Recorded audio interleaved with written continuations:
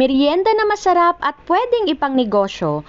Oreo churros, madali lang gawin at napakasarap. Sa mga ingredients na ginamit ko ay marami akong nagawa at hindi malaki ang nagastos ko. So pwede talaga na ipangnegosyo ito at sigurado nakikita ka. Inamoy ko pa nga itong aking ginawa, tangbango na kakagutom, at itong ating white sauce na kukumpleto sa ating churros. Grabe, panalo sa sarap. Sa totoo lang, first time kong gumawa nito at pangalawang beses ko pa lang itong natikman, at simula ngayon masasabi ko na isa na ito sa paborito kong merienda. Gusto mo bang malaman kung paano ko ito ginawa? Tara, samahan mo ko. Kakailanganin natin dito ng 5 packs ng Oreo. 4 lang yung napakita ko kasi naputol yung video, pero 5 talaga yung ating gagamitin. Pwede rin pala kayong gumamit dito ng cream o kung mas gusto ninyo yun. I-separate natin yung cookies sa palaman. Yung white cream kasi ay gagamitin natin para sa paggawa ng white chocolate dip. Para sa ating white chocolate dip, yung cream na nakuha kanina, hahaluan lang natin ito ng condensed milk. Bali, 1/2 cup ng condensed milk yung nailagay ko dito para makuha yung ganitong consistency. Next, yung mga cookies na tinanggalan natin ng cream, dudurugin natin ito.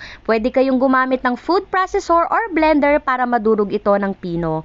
Or, ilagay ninyo sa isang plastic at pukpukin ninyo hanggang sa madurog. Ako kasi nilagay ko lang ito sa isang plastic at gumamit ako ng meat tenderizer para madurog ito.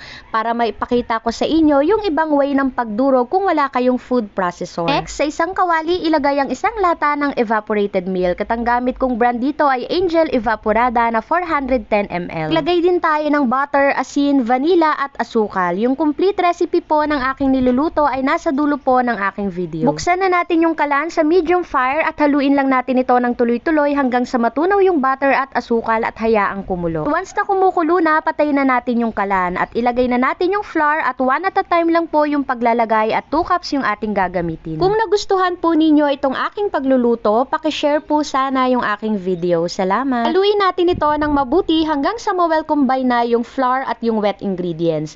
Ilagay na natin yung dinurog na cookies kanina at 1/4 cup ng cocoa powder. Itong paglalagay ng cocoa powder ay magdadagdag ng additional chocolate taste dito sa ating churros. I-mix natin ito ng mabuti hanggang sa ma-well combine na lahat ng mga ingredients, at medyo mahirap na siyang haluin gamit ang aking spatula kaya gagamitan ko na ng aking mahiwagang kamay. Next, kakailanganin natin dito ng piping bag and piping tips para makagawa tayo ng hugis ng churros. Kaya lang, wala akong piping tips, so gagamit na lang ako ng empty mineral bottle. Yung takip ng bote, hihiwaan natin ito ng 3 beses. Gugupitin natin yung mga nasa gilid at dapat makagawa tayo ng gantong hugis sa takip, yung para bang flower or hélice design. Next, yung dulo ng bote ay bubutasan natin kasi dito natin padadaanin yung ating gagawing churros. Balikan natin yung ating mixture at sakto malamig na ito at pwede nang lagyan ng itlog.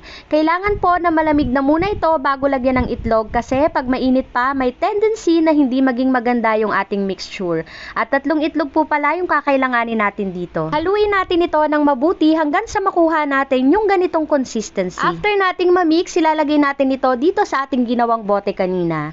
Huwag natin itong pupunuin, dapat may space pa sa taas para ma-press natin itong bote at lumabas yung gagawin nating churros sa butas ng takip. Next, magpainit na tayo ng mantika at medyo marami-raming mantika yung ating kakailanganin dito kasi dapat nakalubog itong ating piniprito. So sa pagpiprito ay press lang natin yung dulo ng bote at lalabas na yung churros at gupitin lang natin ito. Malalaman mo na luto na yung ating piniprito kasi lulutang na yan. Pero kung gusto ninyo na medyo tostado pa, iprito nyo pa ito ng mga 3 o 4 na minuto. At ganun lang kadali gawa na ang ating napakasarap na merienda na pwede ring pang negosyo. Lasang-lasang chocolate at hindi nakakaumay. Sigurado magugustuhan ng lahat. Gusto mo rin ba? Tara, kain tayo.